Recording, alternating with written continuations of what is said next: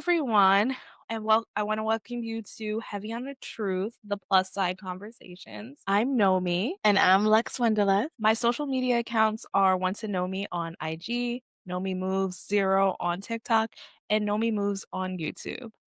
So, just a little bit about us. This is going to be a welcome episode, conversation, whatever you want to call it. This is kind of our love child.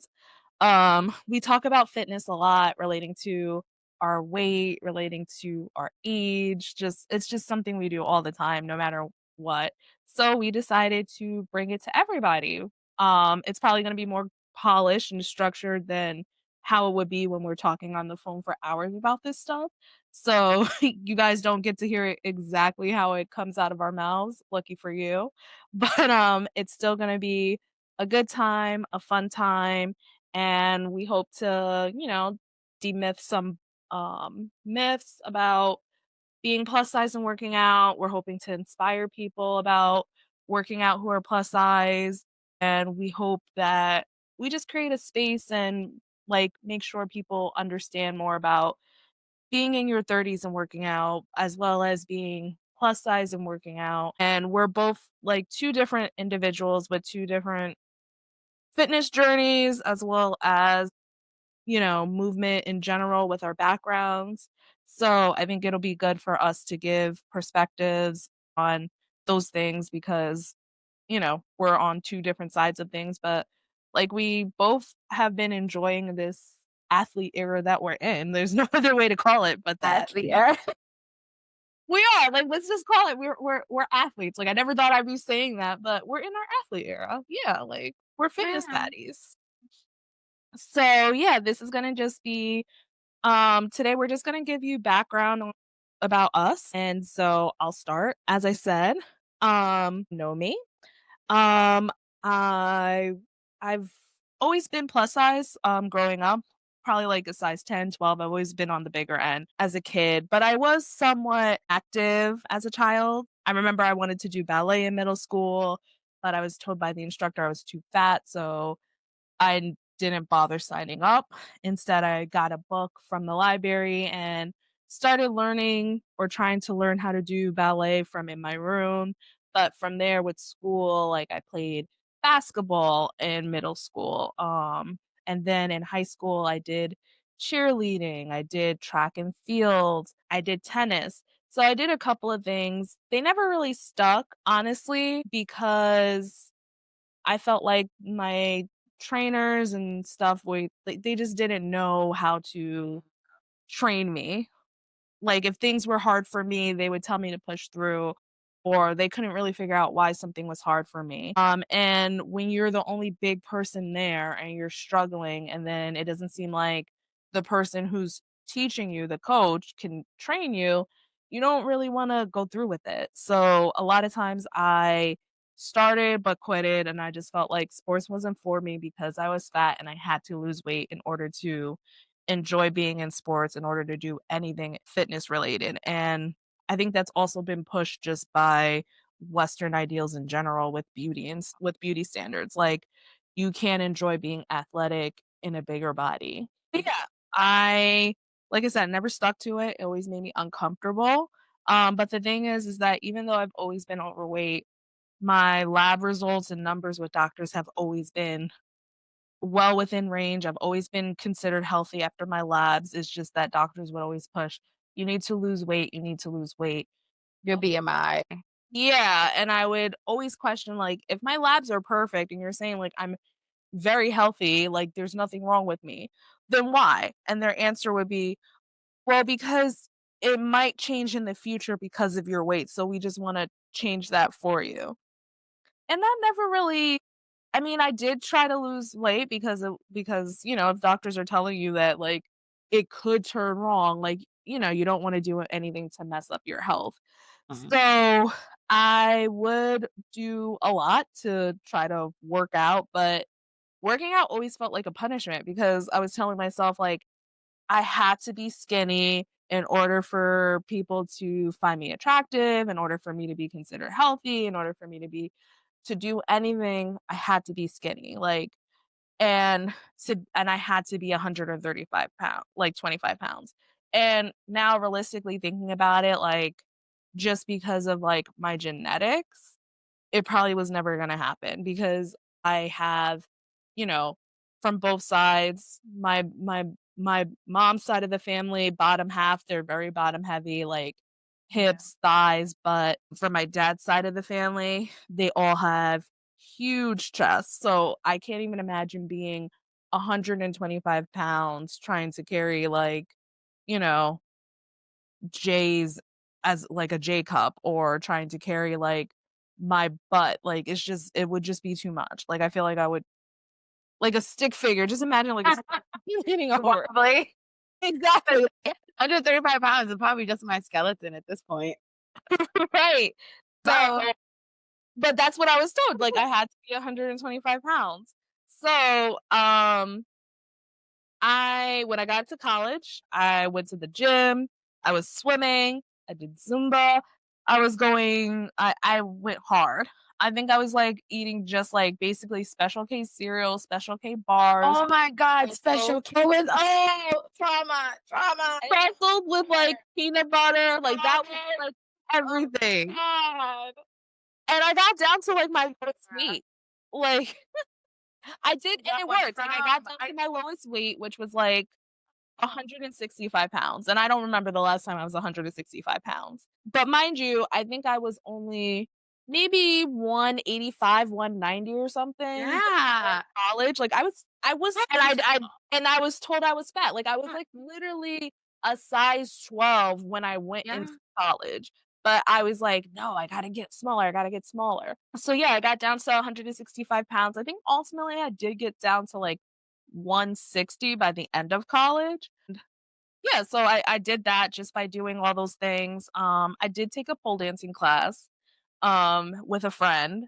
Didn't take. I think it was just because I didn't feel comfortable in my body. I always told myself like, "Oh, my body is sexy." I'm not. Kinda You say disassociate. that. You say that a lot. I do, and I still say that. Well, I think I say it less You now. I say it think less this past year. yeah, but, like, for a while, I've always said, like, "My body is sexy, not me." So, yeah, I did that, and then after college, of course, like, my weight went back up again. I was, like, between 180, 200 pounds. I tried Planet Fitness, I tried Blink.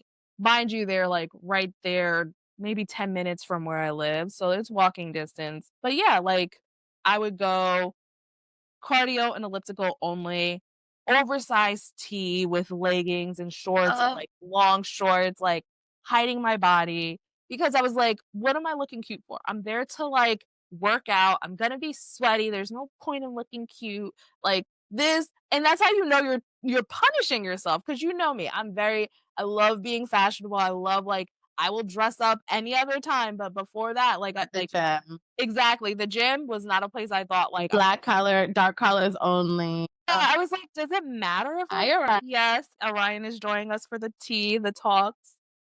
But yeah, it was like, "Does it matter?" Like, I'm here to work out, I'm here to get skinny. No one's gonna look at me anyway, like, I'm fat, I don't want any part of my body showing because I don't wanna insult anybody. Like, it was just you could tell, like, even on the outside, like, that was, like, a form of punishment. Like, I was punishing myself by going to the gym. And of course, when you think of it like that, you're not gonna keep up with your workouts, and, like, well, for me, just running and doing the elliptical is boring as hell. Even if you're listening to your music, like, crashing out, like, it's just not fun. Like, I don't know if, like, maybe that's the hot topic, the hot take. Maybe it's just me, but there it is. I said it, live with it. All the millennials are running marathons right now, so you're pissing them off. I know. So all the marathon runners and the runners, they're coming for me now. It's on. I'm about to get trolled hard. But yeah, I found like that wasn't really my thing. Then I did find Zumba and I did other like dance cardio type classes and I found that I really took to those more. Those were things that I enjoyed. Like that kind of movement, being able to dance, being like a dancer and like moving my body in that way was something I enjoyed as fitness. And I was keeping up with stuff like that, even though I had to go, like, further away from my house to do it, I was more likely to do it and pay more, because those, like at that time, those classes were, like, 25 dollars. Got out of college, I was broke, but I still wanted to go. Yeah, so that, for me, worked, and I really want like that, I really, like, enjoyed it. But then and I was, like, losing weight, like, people would tell me, like, "Oh, you're slimming down, you're slimming down." And I'm like, "Oh, yeah, thanks, thanks." Like, I thought, like, I was gonna have it in the bag. And then right before that, like, I did end up taking another pole class. It was, like, low flow, which at the time didn't know the difference, unlike now. But I still didn't enjoy it. I was like, maybe it was the instructor, I didn't like the way she instructed, I don't know, like, it just didn't take that time either, and I was like, "I'm done." And then guess what? COVID happened. So all that progress went down the drain. And yeah, I wasn't working out at home. Like I didn't have any equipment really. So me working out at home, I just didn't even have the discipline. And I won't say like it wasn't like I was eating crazy or anything out like that. It wasn't anything like that. It was just I wasn't exercising. Like we were under COVID restrictions. The most I was going to is around the corner to go pick up food or whatever, all that happened. And then right before COVID restrictions, like were getting lifted, I remember I finally saw my PCP and he like told me like how much weight I gained. And I was like, holy shit, like, I think I was, like, 200 and something pounds, like, maybe 210 before COVID. Then after COVID, like, right before it was lifted, like, he told me I was 266 pounds, like, this is the heaviest I've ever been in my life. And I was just like I mean, he didn't seem too concerned about it, but I think it was just, like, for me, like, that was such a The big number. number. Yeah, and I was just like, "Oh my god, I have to get my shit together because like, I can't get into my closet." I think that's what the main thing was for me is, like, my closet, like Honest. like I it's can't like wear Chanel. Okay, the brand should change. The fashion industry should accommodate plus size women. That's a whole different exactly. conversation. But I'm not gonna sit here and wait around a century for it. So Curated so many good pieces, and I love the stuff that I have, like, I love my closet where it is right now. So I was just like, "No, I need to be able to fit into my closet, like, my closet is perfect." yeah. Like, it fits the size 14 body that I had, like, it was giving, like, I had, like, cute little riding pants and this and that, so I was just like, "I gotta get back to that." And then that's when you and I started getting up and wanted to be, like, accountability buddies to each other, where we would get up at, like, 5 5 AM. 5 a.m. in the Yeah, morning and do the Nike Training Club, workouts. at home. Yes. We're in New York. I'm in DC on And, the phone. it was successful, kinda, like, it was It just was. it depended, like, some days I would be sleeping through it, some days you would sleep through it, but, like, we still made it we were still at least consistent enough where I was, like, seeing the Yeah. number go down Go a little bit, down. and I Yeah. think that helped me, like, wanna get back into fitness because Exactly. I was like, I like the idea of having people around me when I'm working out, like, I like that Yeah. structure and having somebody hold me accountable, like, you being there, like, calling me and being like, "Okay, let's do this. Okay." And, like, we're starting the same workout at the same time and getting through it, like Complaining. We were I mean, complaining. we did, like, don't get me wrong, I'm always gonna We complain. happy to got that. Like, I am not a morning person, I wanna sleep for as long as possible. But, it was good for me because I was like I said, I was losing, like, I think I lost, like, 2 or 3 pounds or whatever, but it felt Didn't good to be I doing feel that. like you lost more. 'Cause No, remember no. I lost like 10, 12-ish. No, I didn't lose that much, but then right after that, that's when the COVID restrictions got lifted. And so after that, I was like, I knew I wanted to get right back into dance type movement as fitness because I was like, that is where I thrive. That's where I feel comfortable. But the Zumba instructor that I had, she moves like to Westchester. So she closed down her business here. And I was just like, Well, I don't know why, but something about it, I was just like, I don't want to find another Zumba instructor. And I was like, I want something, but I want something different. And then something was just like, why don't you just try a pole dancing class one last time, see what happens, just to see what happens. Like, I was just like, it's something different.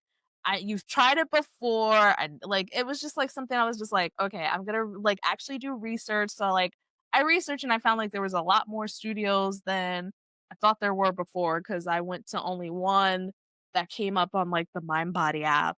Um, and then I found my Is that still a studio. thing? Like, I found my studio in East Harlem, and I was like, "Actually, that's a lot easier for me to get to than going all the way downtown."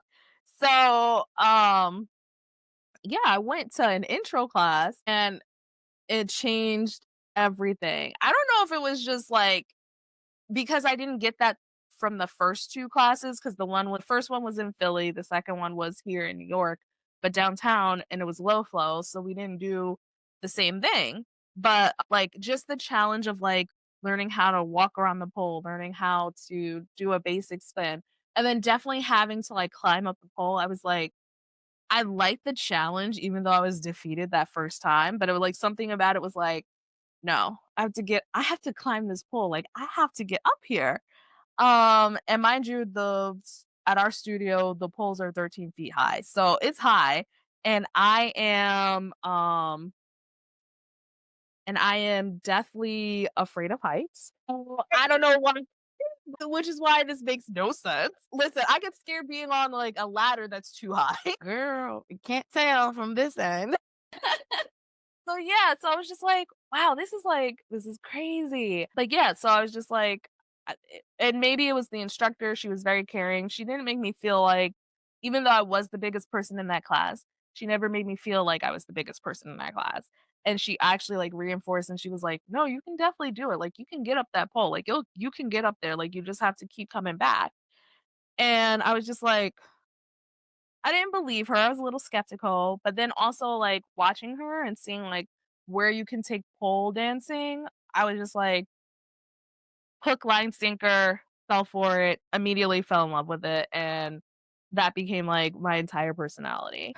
And I think that opened me up to, like, other things, because then I, like, started trying out belly dancing, doing aerial hammocks, now I'm doing, like well, I was doing, like, hoop, so there was just, like, a lot to it. And then, let's see, and I've been doing that for a few years, and then in November of 2023, I had sprained my ankle.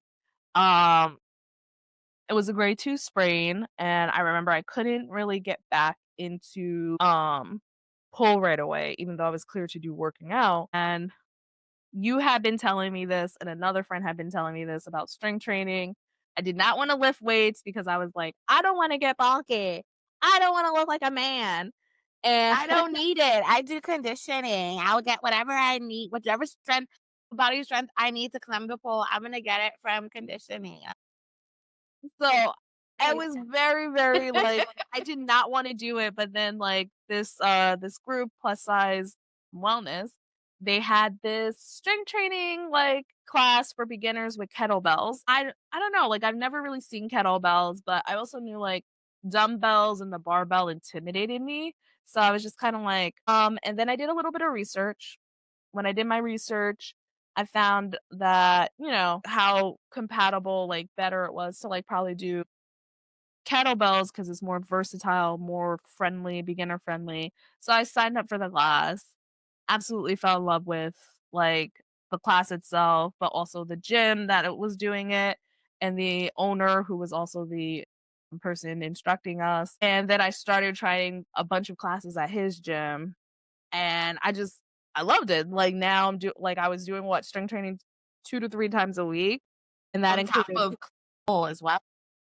that included barbells, and now, like, I go to a different gym that includes, like, dumbbells and stuff, so, like, just that, like, changed my life, and I think the reason I did it was mainly because it was saying, like, strength training, especially when you're lifting weights, helps, like, reduce injury, so to me, I was like, "Okay, if I do this, I'm never gonna injure myself ever again," which is not the same thing. Honestly, I know that, but now I know that since I tore my ACL, which is a story for You another didn't day. injure yourself. Like you don't injure yourself in the normal way that people injure themselves in the fitness space. It's like these True. act of gods.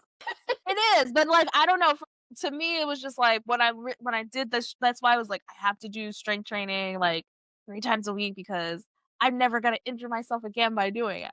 which, like I said, putting it out there totally, people, because I don't want people to be like, "Oh, Nomi said that I'm never." No, no, no. It says it reduces your chances of injury. Does not completely take anything away. There's always a risk of injury no matter what you do. Even with weightlifting, people have sprained something, have done something. I have sprained like my bicep and tricep multiple times every time I do like some sort of progressive overloading. And I've had to wear like a little brace and stuff to stabilize Do all not this. slander progressive overloading. Do not Like, slander. so you can still fuck your shit up even doing strength training. Some wood somewhere. If your technique is off or if you're, whatever, like, or if you use weights that you're not ready for. But yeah, with I haven't weights, injured myself in the last 4 years. So. well, I mean, you sprained your ankle. I was walking. But I mean, it doesn't have to be like related to sports. Like, I mean, when I injured my ankle, it was like pull adjacent. I was literally like squatting in heels and my ankle gave out. I wasn't even doing anything. The squatting was Right. me like I was like trying to get my camera My camera. record. That was it. And my ankle just gave out. I wasn't even like doing a squat or something for a move. It was literally like, okay, I'm setting up my tripod for my A phone. 9 inch, but a 9 inch pleaser. It's 8 inches. But yes, 8 inch pleasers, yes. But my ankle rolled. So it's just like it was like pole adjacent, but it wasn't exactly like a pole injury. It was something like completely random. But yeah, like there's just like it's just that thing that there's always going to be a risk when you do any type of movement. That's just the name of the game. You're moving your body, you're doing things, and it could happen. So just want to put that out there for people so they know that. But yeah, like, and now we're here where I am injured right now, but I'm recovering from ACL reconstruction surgery and a meniscus repair because I ruptured my ACL back in May of this year. So yeah, it's been a long journey, but I am definitely in my fitness era. And as somebody who used to say, like, if I seriously get injured, I'm done, blah, blah, blah, blah. Like, I have literally learned so much about my body when it comes to how I take care of it. Even moving, like, I think a lot of times people think, like, I'm injured, I can't do anything. Like, I have to, like, lay there and do nothing. Like, I don't know how that happens because, like, for me, I was itching to, like, be moving, and maybe it's because, like, I'm so used to, like, being and doing and moving around and taking classes, but I was just like, "Okay." By week 3, I was like, "I'm itching to move, but I really can't because I am non-weight bearing on my leg." Yeah. And then, like, once he cleared me at week 6, it was like, "Okay, I can now, like, I could do more instead of, like, trying to do, like, sit-ups from my bed to, like, strengthen my core. Now it's like, yep, time to get those kettlebells, try to get those dumbbells and work out in my room, like, in my spare room because I have that time." And, yeah, so it's been good, but, like, yeah, like, I think it's just completely different from what most people believe about injuries and stuff, and I think what even medicine tells us, which is, "Oh, rest, ice, elevate, like, whatever," and then that's basically what my surgeon, like, told me. He was just like, Yeah. "Just rest up, make sure you're icing your knee all the time." And I think, like, once I got cleared at 6 weeks and I was asking him, like, "Can I do upper body workouts and stuff?" And he was like, "Oh, yeah, of course," like, but it wasn't something he, like, said off the top of his head. Yeah. You know what I mean? And I don't know if maybe if I was, like, a professional athlete, he probably would have said something like that to me to, like, let me know, like, it was okay to work out and stuff instead of me asking him. But I think this is, Biases. yeah, like, what these conversations are all about is, like, debunking myths and stereotypes and things that we thought we knew about that may not necessarily be true, you know? We're living proof of that. Exactly. So yeah, that's basically it about me. All right. As mentioned before, I'm Lex Wonderlust. Most people call me Brenda, but I'm trying to like I think I'm gonna change my name to my middle name, Kendi. It's another discussion. A Scorpio constantly evolving and restructuring my life. It's a curse, apparently. Um, but yeah, so November Scorpios. November Scorpios. But yeah, I think my fitness journey, honestly, it's been like a from a birth kind of thing. I mean, I'm an immigrant, so I was raised in a culture where, weight wasn't, I mean, it was discussed, but it wasn't really a thing because everybody in my family, everyone around me, there were plus size women in society. It wasn't really like this curse that it grew to be past time. And in fact, like there are these sayings in different tribes in my country where I'm from. It's like if you're big, it's a sign of wealth, right? Because you can eat, you're not on a diet. You're not eating the beans and the corn and eating off the land every day. You have extra income. Yeah. So it wasn't necessarily like this negative thing. But moving to the US as a child, as a 10-year-old, and kinda having to deal with Western culture and Western ideologies about health, beauty, fitness, just it changed. It was like night and day. Um, and also just the fact that my diet significantly changed from being this kinda like eating from the land, plant-based diet to not processed foods and fast food and pesticides, etcetera. So my body changed a lot when we moved here to the US. And in elementary school, like the comments about my weight started. They started in school, they started in just the Kenyan community, even the US. And I think the day that I really noticed that I'm different. So my mom at the time was thinner. She was even thinner before she had kids. On my mom's side, they were most of them were thinner. My sister was thinner, but I didn't look like my mother and my sister. And when my mother would like talk to people or people back home, and they would ask, "Oh, how are the kids doing?" And she used to say this thing where it's like, "Oh, the kids are doing fine, and Brenda, she's doing really well. She's even bigger than me." I was like, so I think then I kinda started, and not because of what she said, but just because of everything, the culture and everything. I started to and the images fed on TV. I started to realize, like, I have a bigger belly than most people. I have a Yeah. double chin than most kids. I'm a little chubby, and then my parents didn't make me feel bad about it, but I think the messaging was very clear. You are not skinny. You're not, Lizzie McGuire. You're not Lindsay Lohan. You don't look like those girls. And I remember very well, like, having a big butt was such a bad thing. Having a big butt was such a bad thing, and I couldn't wear the low-rise jeans because I had hips and I had rolls, so it was like, "Oh, you're just the worst thing that ever happened to humanity," and that's Yeah. where the cycle started, and what was the story? You wanna lose weight? You have to eat less. It wasn't move more. It wasn't eat healthier choices. It was, "You're eating too much." And my obsession with what I was putting in my mouth started then. And I remember it got worse going to college. Remember the freshman 15? Oh, I yeah. had the freshman 30. And it was Oh mainly god. because, like, at home, our diet was still Kenyan, but now my parents didn't really buy a lot of junk food in the house. I mean, we would have fast food here and there, but day to day, we were eating at home. We were eating healthy, what we know now as whole foods. So now I'm in college. I'm in charge of my diet. I have a cafe plan.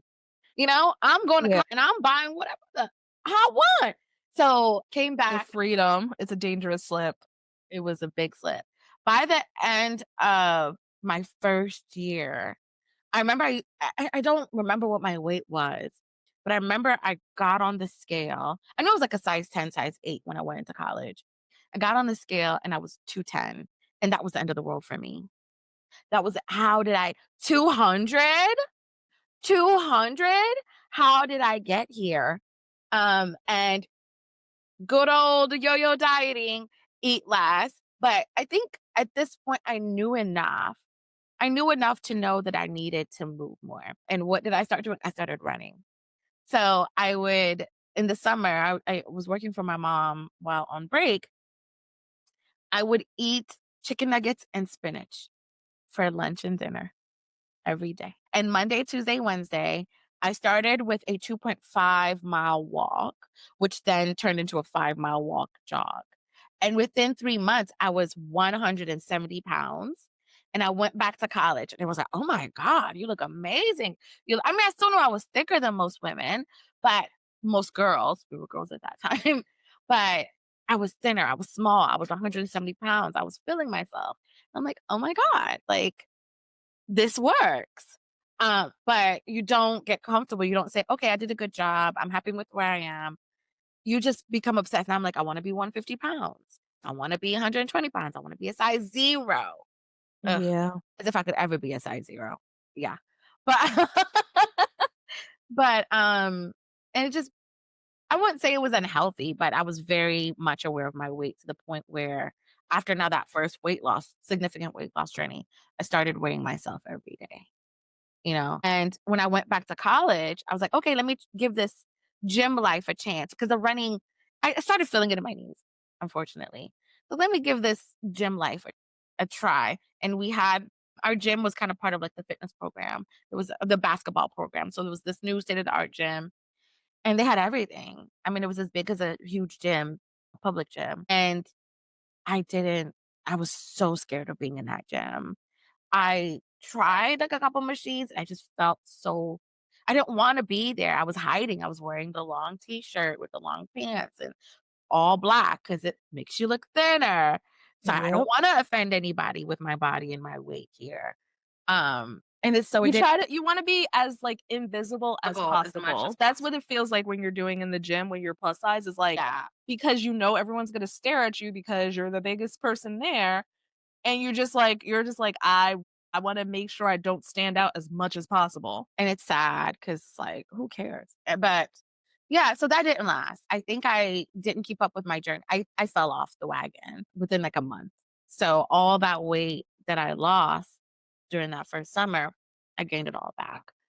And I'm like, "You know what? Okay, it is what it is. I'm just gonna focus on my career. I'm gonna focus on school. Fine, I'll be fat, but let me have money. Let me live a good life." And you think it get but I mean, so by, like, grad school, I accepted I'm a size 12, right? I started buying the size 12 clothes. This is when ASOS first came out, or at least I first discovered ASOS. And I mean, they had some cute stuff. So I built this capsule collection. I was in law school, so I'm buying the cute suits, I'm buying the cute workwear, but making it fashion, making it young and cunt. Very cunt. But, you know, then the weight starts getting bigger and I'm a size 14 and the styles are starting to change. And I'm like, and I'm a size 16. And it's like, this dress is not in a size 16. It's in a 12. It's in a 14. But the 16 once you have to filter for the 16s and it's ugly. And then, so here we go again. I got to start losing weight. And at that time, I think it's when I was really seriously dating for marriage. Like really like, okay, I'm in my 20s. I want to date for marriage. Um, and I remember dating apps were like this new thing, okay, Cupid. And so you would have your dating pictures online, and someone was trying to hook me up with somebody. So, oh, like, send me a picture, I'll send it to them. So I sent like the images that chose for my dating profile, and I was like, I look good. And my friend sent it to the potential guy, and she comes back to me and she says, well, the guy said that you're too big for him. And I was like, "Really?" So I think then the cycle starts again, and it's like, I'm too big. I have a bigger stomach than most girls. Well, I did end up getting in a relationship, and then I'm in my mid-20s, now I'm pregnant, and at that time well, I didn't realize it then, but it was a very toxic relationship, but now I'm pregnant. I wanna give my child a stable house. I want a two-parent household, so that became my goal, and I everything I do, I go hard. I focus. So I did that and lost myself in it. And before I know it, COVID comes. At the restriction, I'm like, okay, fine. I'm not working. Now I can, my daughter's, she was 3 at that time. Now I can start focusing on this journey because I started realizing that, actually, no, I missed the point. I gained a lot of weight during my pregnancy. I was about up to 250. Mhm. I was weighing myself through the pregnancy, but once I saw that number, I was like, "This is insane. I can't believe I'm this big." Of course, I'm pushing that negativity away because I'm a mother now. I need to focus on positivity and focus on a child. But I remember being so disgusted with that number. I lost 10 pounds after I gave birth and I did the waist trainer, but I gained it back with trying to breastfeed and increase my milk supply. And I was so disgusted with it. And I really wanted to focus on breastfeeding. And a lot of the literature and advice then was eat more, eat more. For my culture, my dad was making bone broth soup, like the heavy, fatty bone broth, top with breast milk. From the Western culture, eat these wheat crackers and all these supplements, and I would eat more bread and stuff like that. So I knew I was gaining weight, but it was to feed my child with the lie that everyone tells you that you're burning so much calories breastfeeding, you're gonna lose that weight. Yeah. But nobody talks about actually we're not gonna talk about that today, that's another episode. Yeah, but I was so disgusted by 250, 240. I stopped weighing myself, I stopped looking in the mirror. So by COVID, I wasn't taking pictures, it was my birthday, it was my daughter's birthday, and someone took a video. My husband at that time took a video of me, and I was like, "Who is that?" I had my arms out, I thought I was so cute. 'Cause I was actually at the time I was wearing, like it was a size 12 dress. It was, wool, so it was stretchy, thank goodness.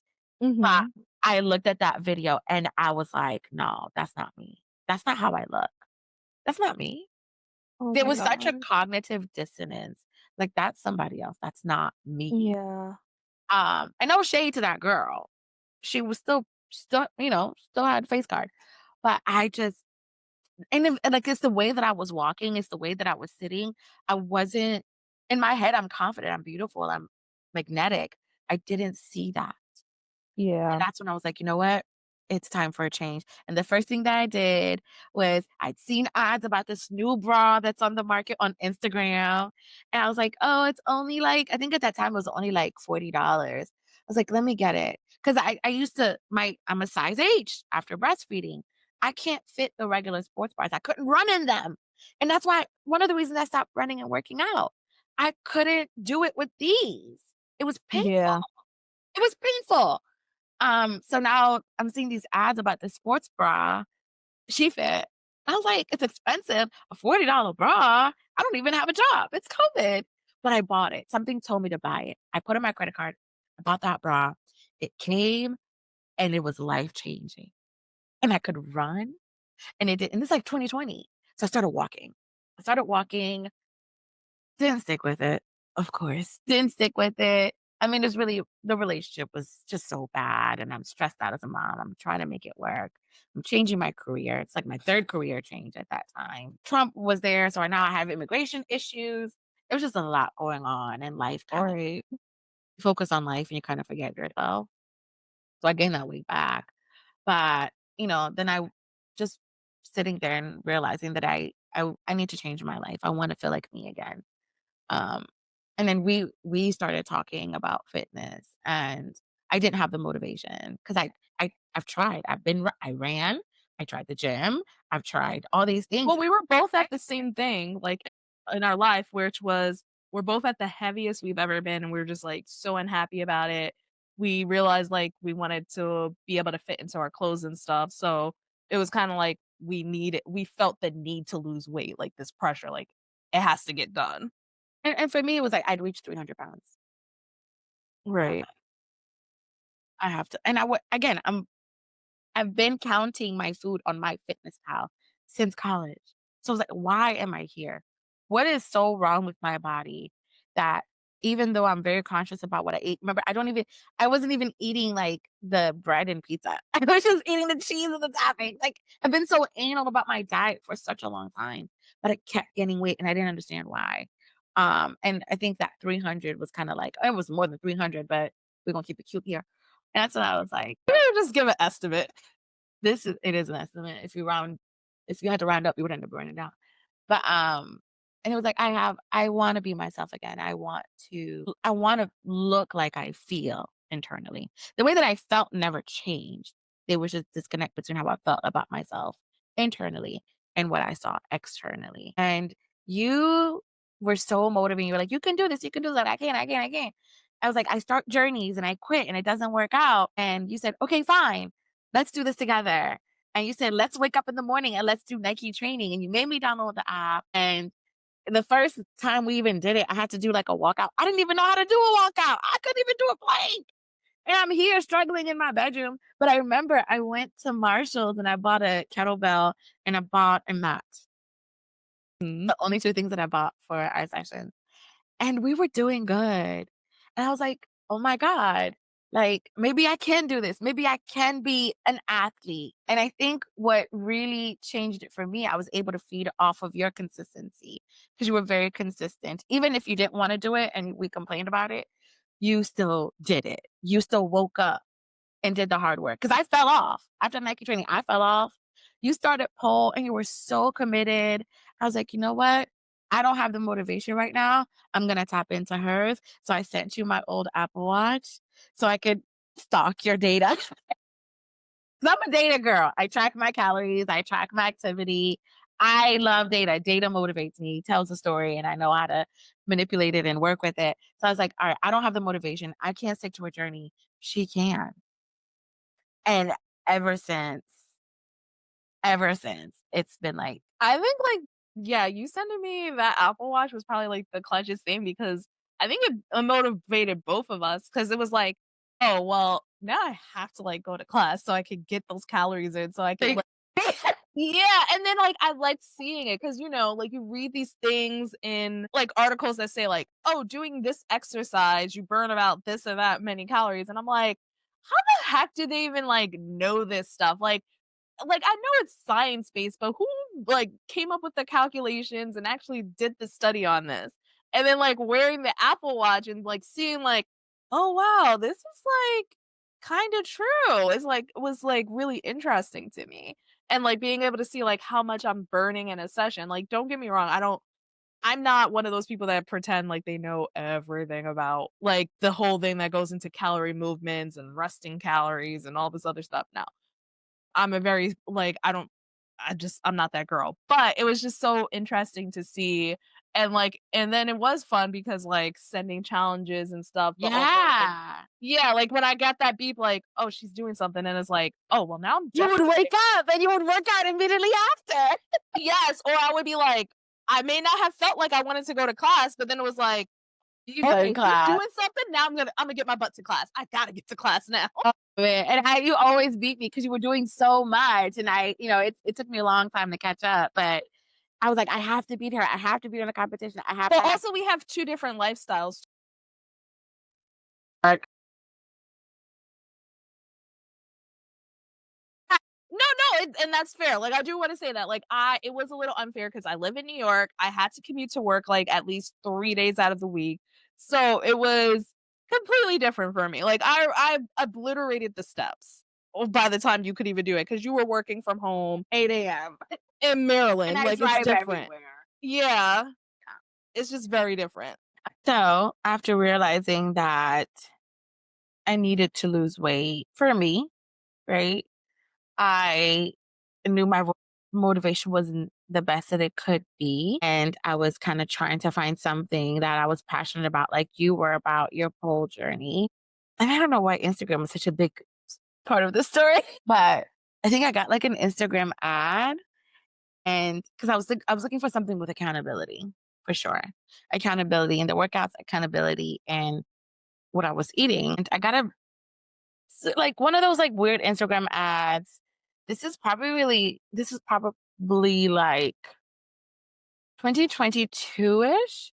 And it was like looking for women in the DMV who are looking to change their life, accountability included, dietitian included, sign up for more options, schedule a meeting. So I scheduled a meeting and I got a call. I scheduled a meeting on Instagram and I got a call, and it was a kickboxing stadium in Germantown, Maryland, where I live, close to where I live. And the way that it worked, they wanted us to come in for a meeting. So I went in for the meeting, got dressed for kickboxing. I'm like, okay. I'm thinking it's like a free class, whatever. But I get in and the guy explains what it is. And it's basically you pay a deposit to it's this part of like your commitment to yourself. You pay a $500 deposit and you have 1 month to lose weight. You set a goal. And if you don't lose that weight, you lose the $500. What? And I didn't have the $500, but I swiped my credit card. I was like, if I spend the money, I'm gonna lose 60 pounds in 1 month. So I swiped, didn't read the contract, got swept up in this whole like spiel about it. So I swiped and because I was like, I needed to do something that will help me stick to it and not quit. And I Yeah. think at that point, I had tried to do it on my own. We had tried to do it together. Like I needed something that hurt, that would make me get up every morning and choose this thing. And Yeah, when $500 will do that. it was $500 and it was my credit card, not even cash. So that's when I started waking up at 5 a.m. to go to kickboxing. I'd wake up at 5 a.m., 6 a.m., go to kickboxing, come back, take my daughter to school. And then I thank God, at least at that time, I was in a relationship, but it wasn't helping me. But at least I was like, the least this relationship can do is allow me the space and time to work out. So I did that for that first month. I lost 10 pounds. Oh, and you had to send a picture of what you were eating every day to your assigned dietitian. And I just remember I used to make a lot of excuses. When I didn't eat properly, I didn't send the picture. And she would call me and ask me, and I would just like, I was a mess. I was like, "Oh, I forgot." No, I didn't. I had pizza. I had pizza. So I was sending her a picture. They had an app, so I was recording my food in the app. And I could see that I was definitely eating more than like 1,500 calories a day. I was eating about 2,000, 2,500 calories. But with the days that I was good like maybe 4 days out of the week. I lost weight. And I was because of the pain that it cost me to pay for this class. I was waking up in the morning. The only thing that changed for me, I remember I had a lot of sciatica. So I had to buy like an ankle and knee brace because my right leg was in a lot of pain when doing the kicks and the punches. So I was in a lot of pain during this, but because I had spent so much money, I didn't give up because of the pain. I found solutions. I started researching how to reduce pain and stuff like that. So that's what kind of got Mhm. me to this journey of like pushing beyond the pain, pushing beyond the discomfort. And I was still uncomfortable, but I was doing good. I had lost weight. But in the second month, I kind of just felt like this is too much. Okay, I'll tell you why I didn't like that studio. I think once the high wore off, I felt that the way they set up the system was predatory Yeah. towards people who just feel stuck. $500 is a lot of money. And I thought at the end of the first month, I would get because I lost weight, I would get my $500 back. I did not. Oh. What I didn't know, if I hopefully read the contract, was the way that he had structured it, the owner, was that $500 stayed with him. Mhm. And you still had to pay. I remember the fee was like $180 a month just for kickboxing. And then you only got like $50 off from your $500 off that month. So I was still paying $150, $160 a month. Because in Wow. my view, he should have taken the full month's charge to cover the payment. So anyway, so I started Yeah. feeling like this is a little predatory. You took advantage that I was in a dark place in my life about fitness. You sold me this dream. You didn't explain the fine print. And okay, customer beware. Customer Yeah. beware. I didn't read the fine print. But you know, I felt like it was predatory.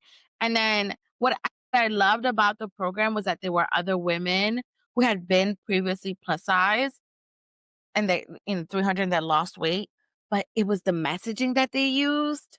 They were like, "Oh, I was 300 pounds and I was out of control and my behaviors were off." And I understand, like, it that could have been her truth that she got to 300 pounds because she was reckless.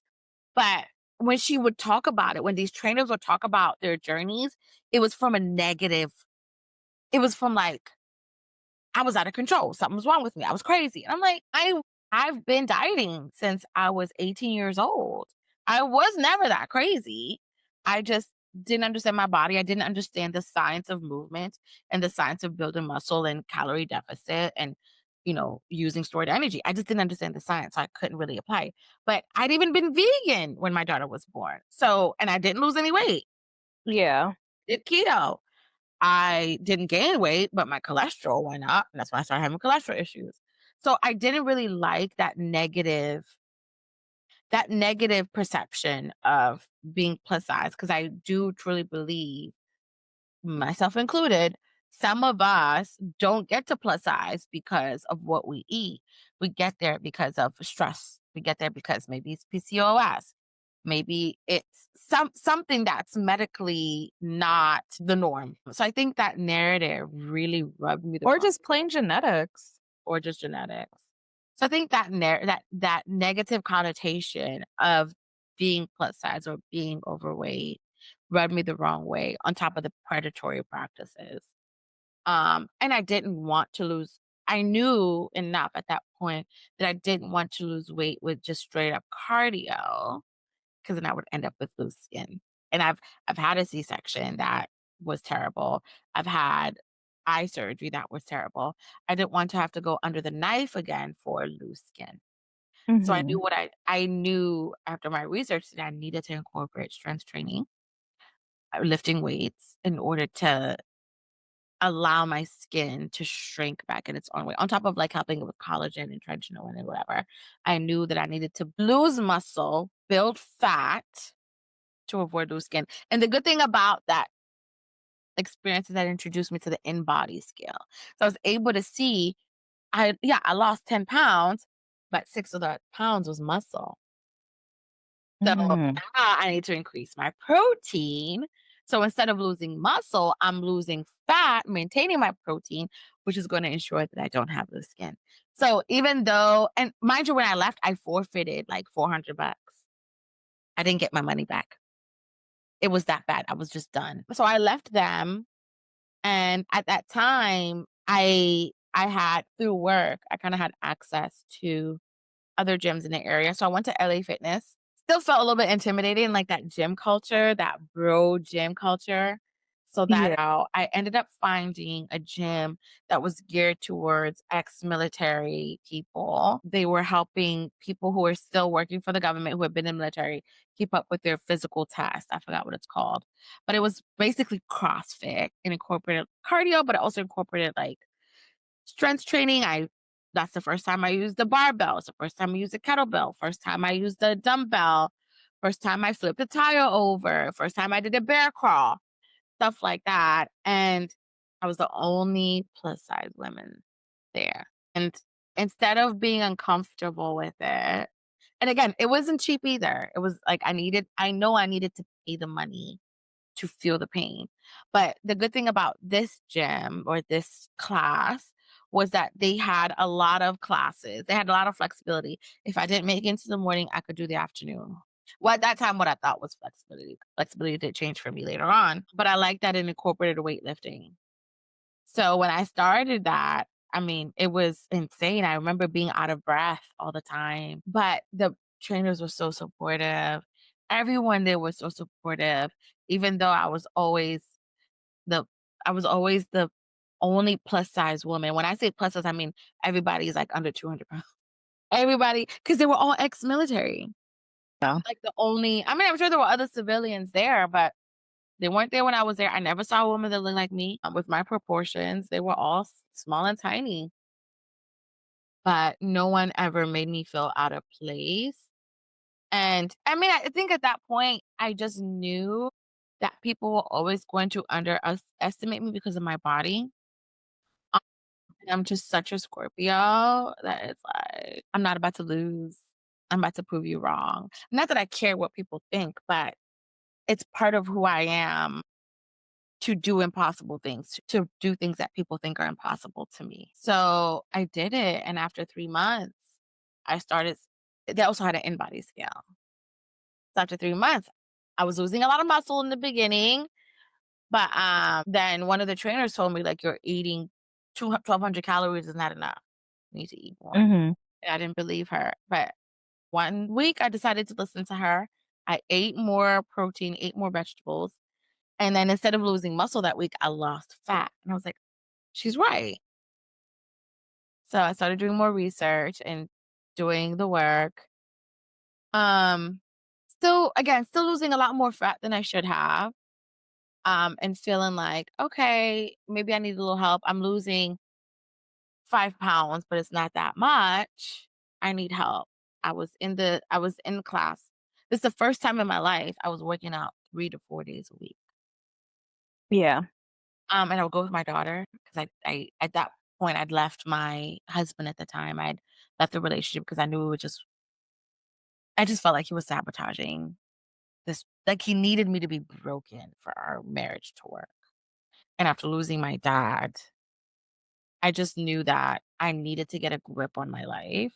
My life is short. I don't want to live my life being miserable. This relationship is not serving me. It's not serving my daughter.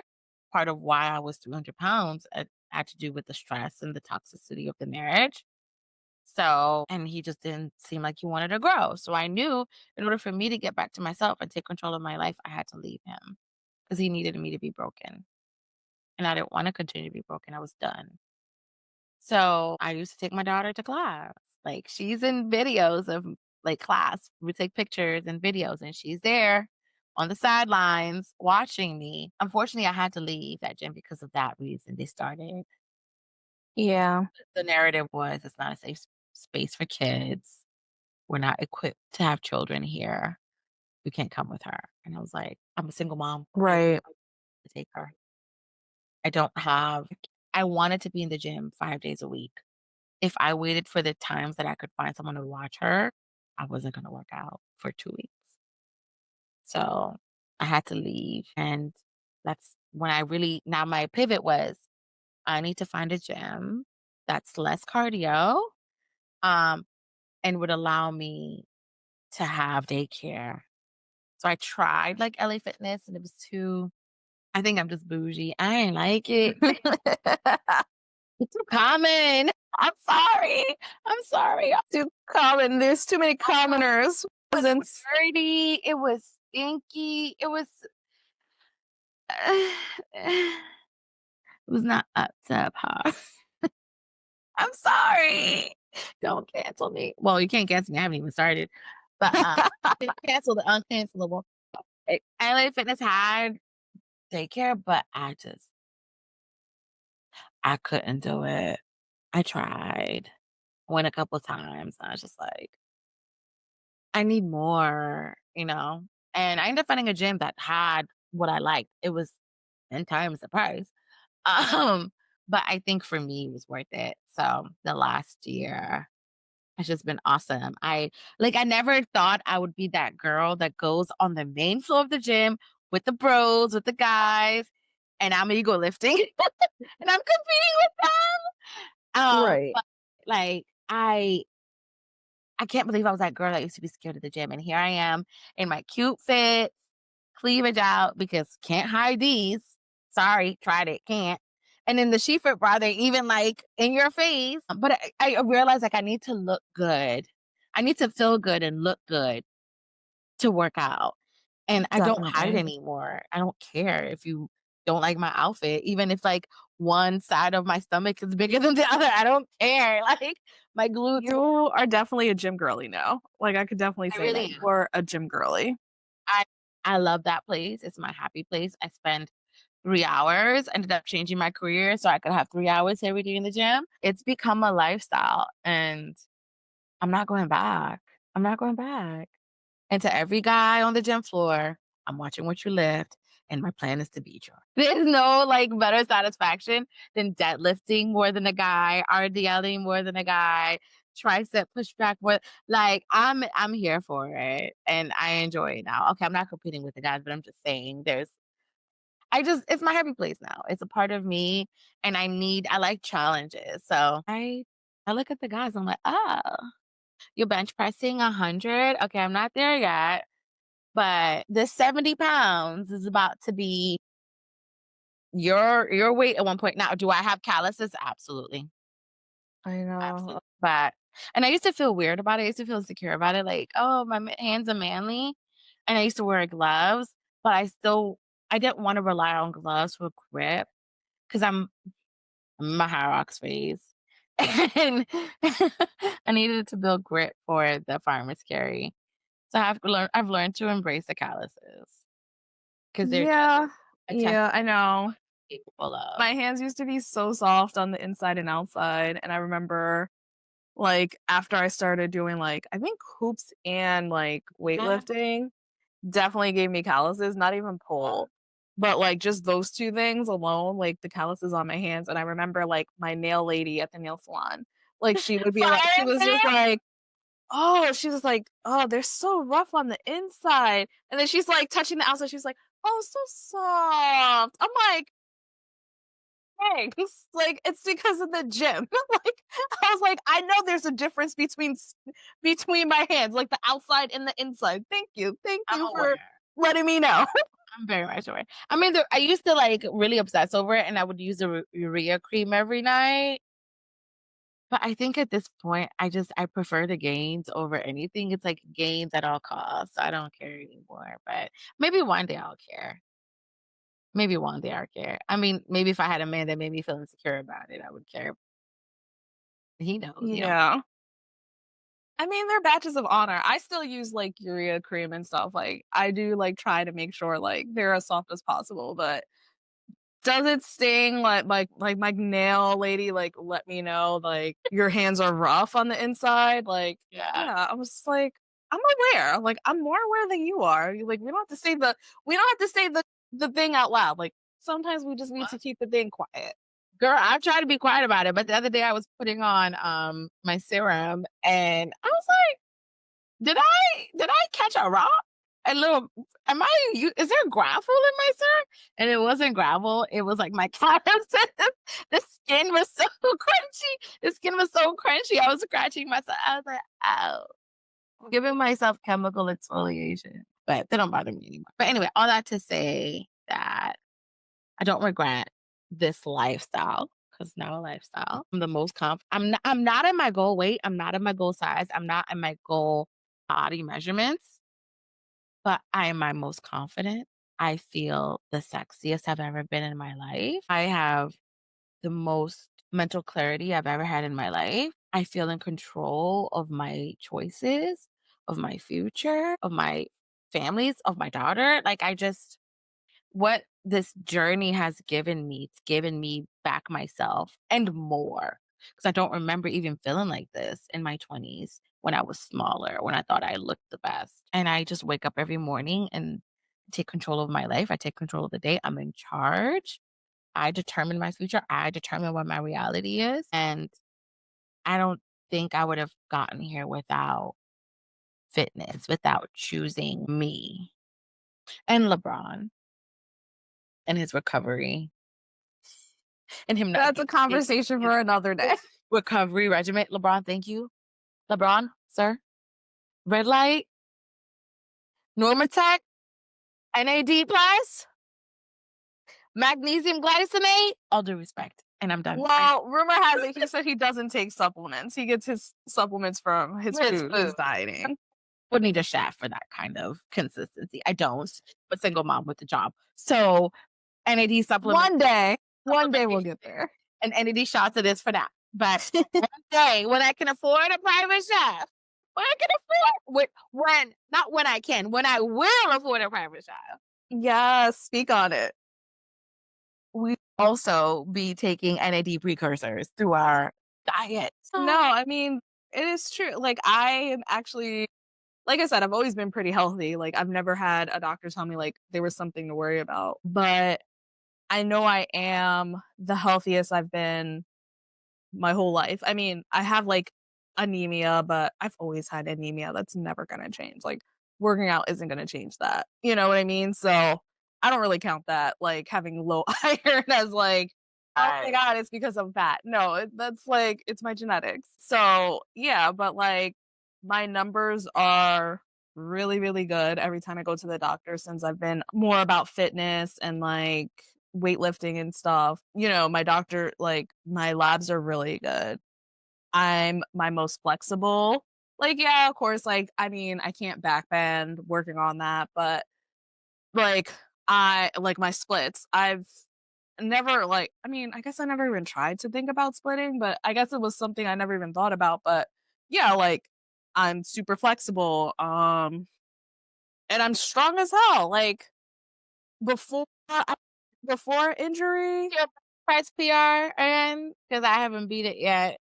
Yeah, like Where are my you at? bench press was 135 the last time I tried it. Yeah, never mind. I got I tried that was, like, my biggest PR, and that was tough for me to, like, to do like that, Maybe it's your so deadlift is, like, surgery. let's see, the last time when we did a deadlift before surgery, I was in the 200s. Dang, I'm still at 185. I What's think your I got RDL PR? my what? RDL. We didn't do those that often. Mine is 180. It's not gonna lie.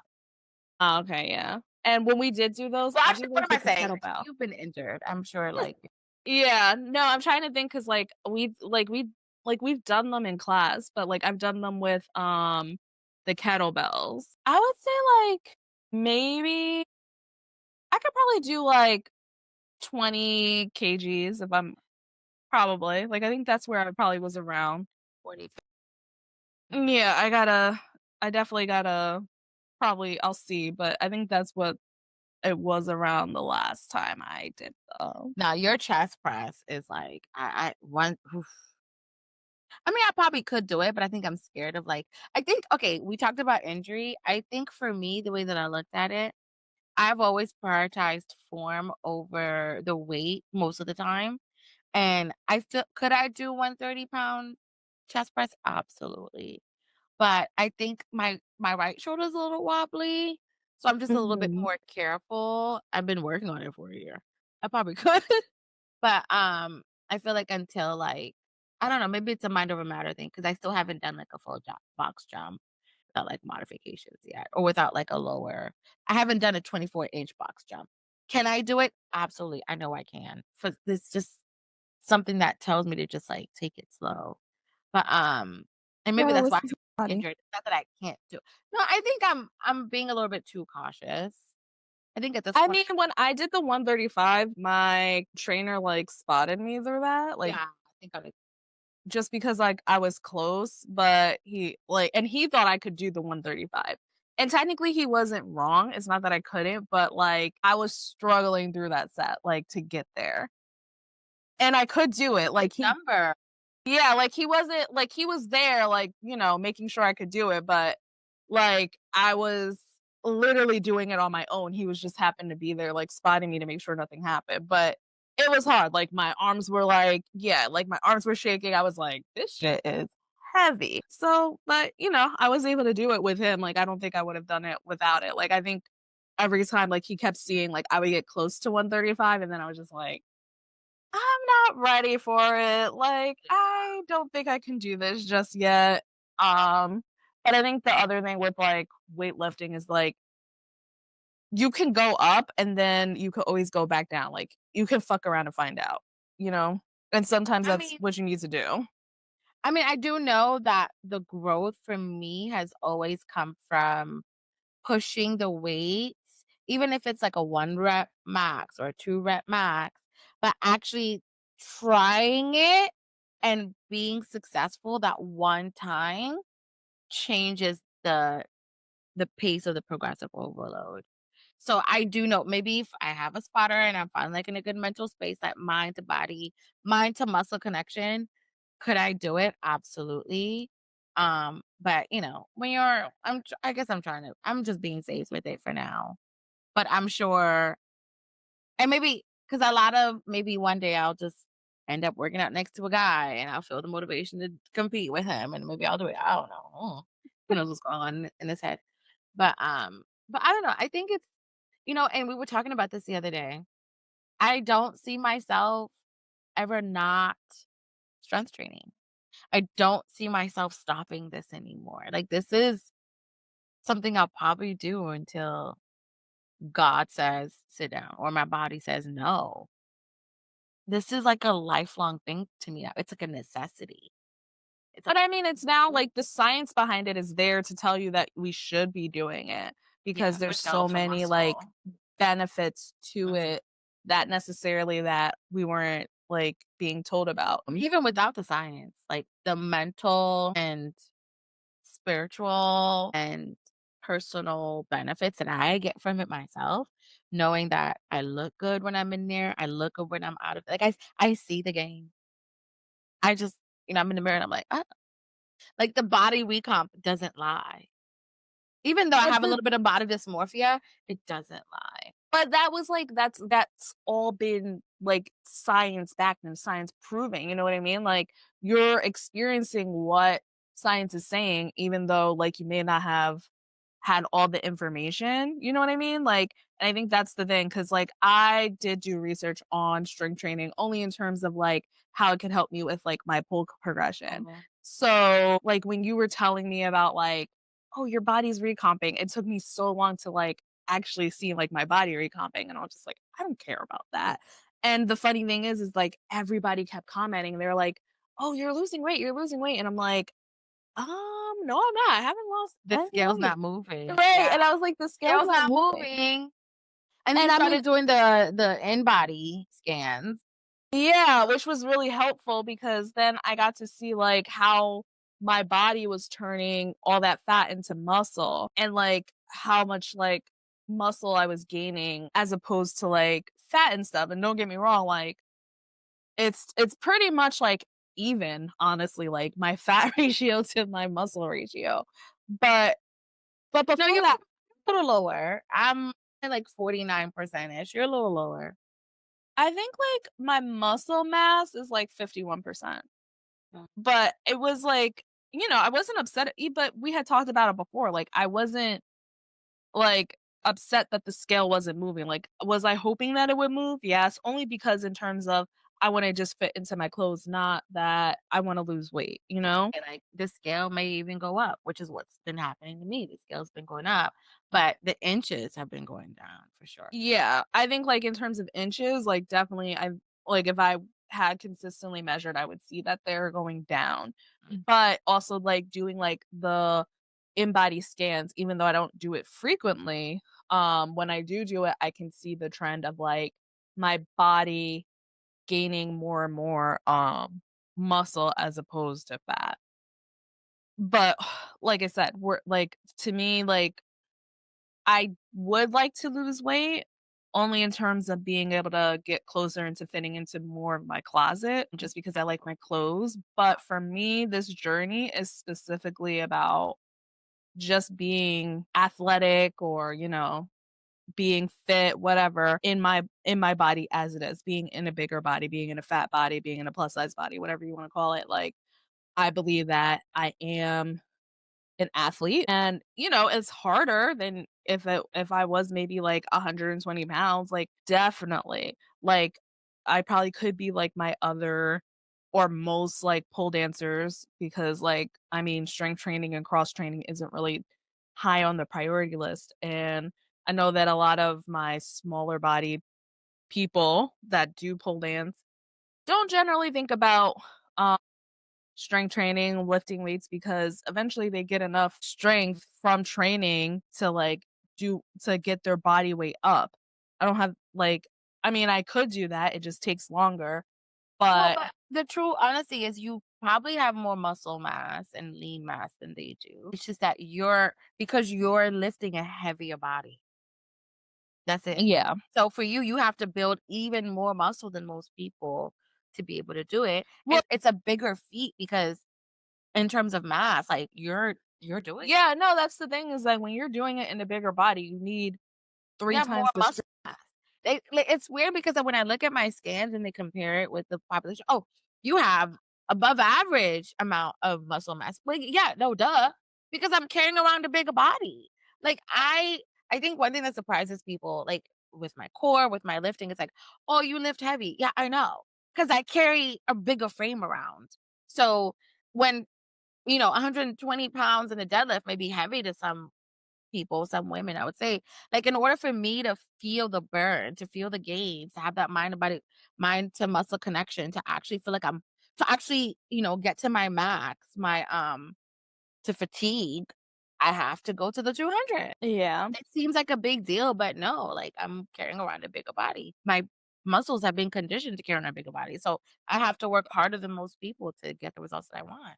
Yeah, I mean, it's just that I know they don't really need to strength train, and most of the time, they don't even think Yeah. about it. Like, if they go to the gym, they're doing cardio, which is fine. For me, like, and this is why I prefer now to do the weightlifting as opposed to, like, the body calisthenics that I was doing with pole conditioning, is that that builds muscle quicker than just doing it with my body weight. Like, yeah, I can get my muscles will grow, it's though it's gonna be slower, but also it just mainly helps me support my body at the weight that it is. Like when you do a push-up, you're really just yeah, you build the muscle strength eventually, but it's also to help you carry the weight that you are.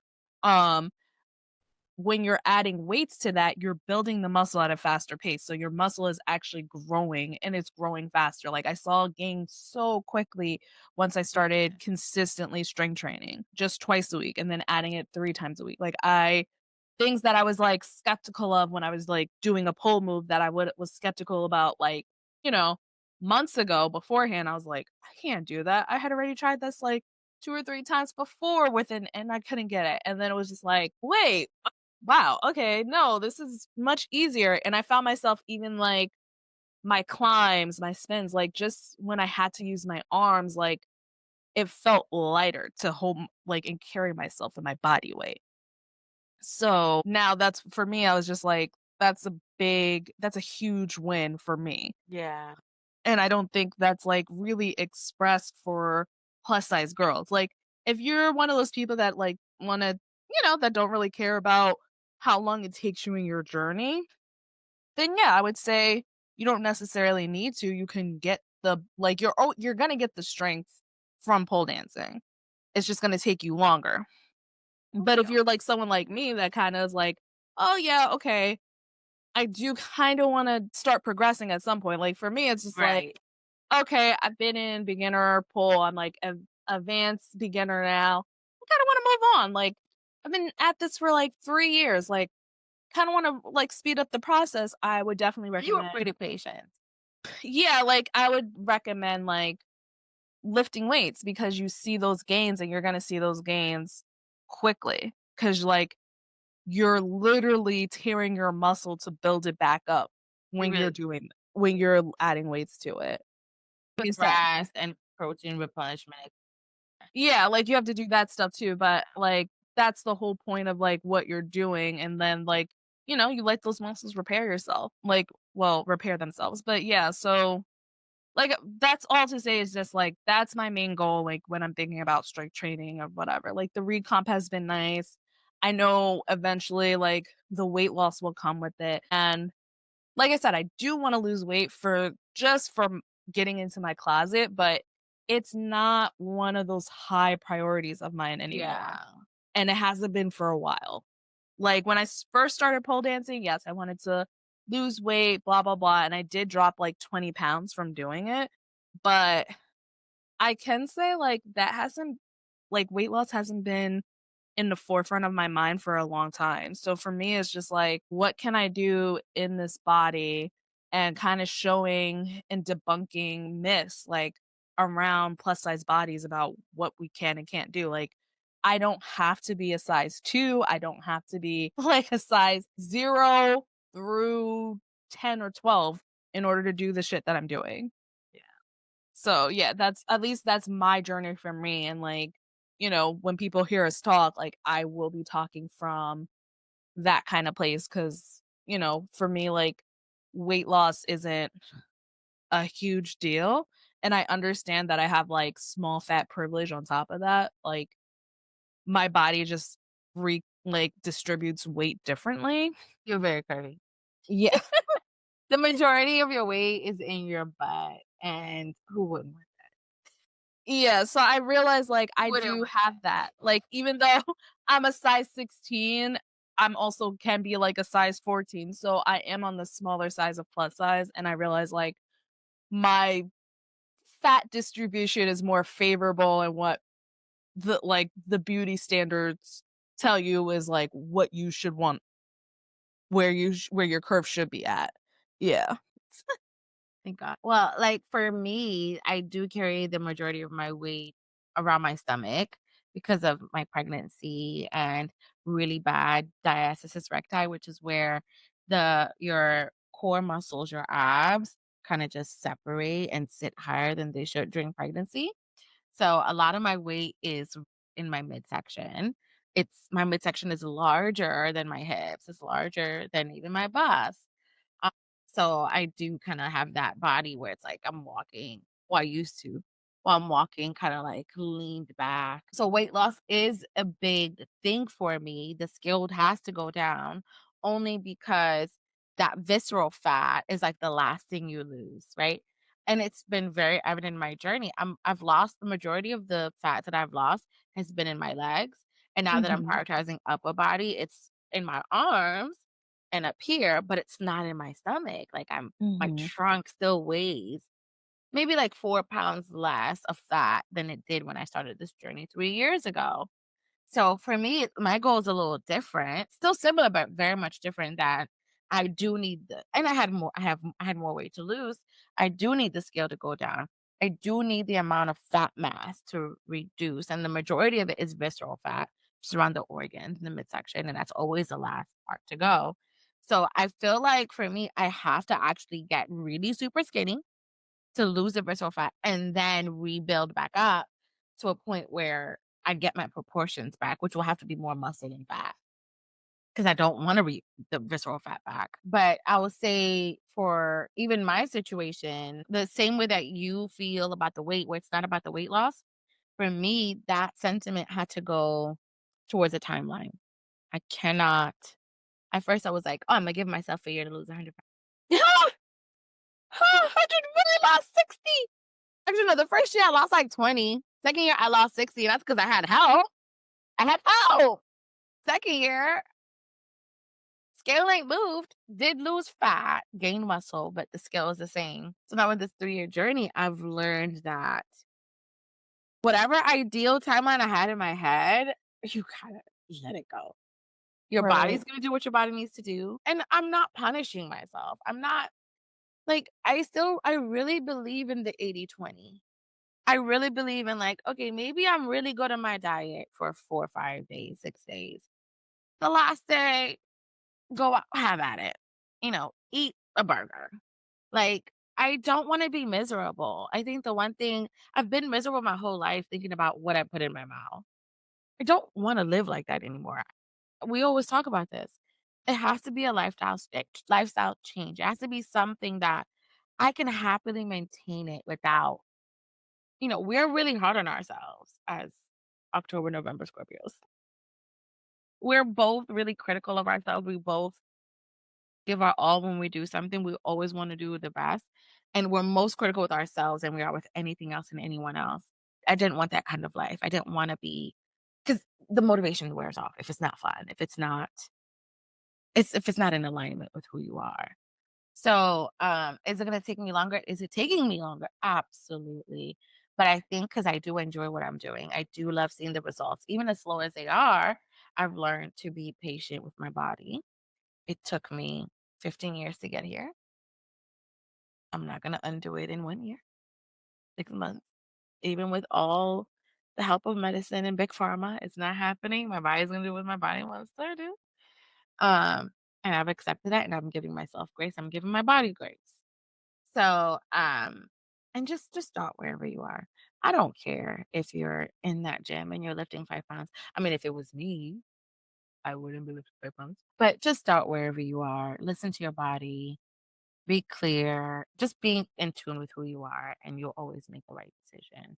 And you will never. And I always say the best ROI is when you invest in yourself. Yeah. Your goal is right. Everyone has their goal. Yes. There's no perfect goal or no goal that we're going to try to push down your mouth, but just believe in yourself. Do it for you. Do it for you. Whatever you do, do it for you. 'Cause at the end of the day, when you go to sleep, it's only you in that And bed, and your brain, and your thoughts. So do it for you. yeah.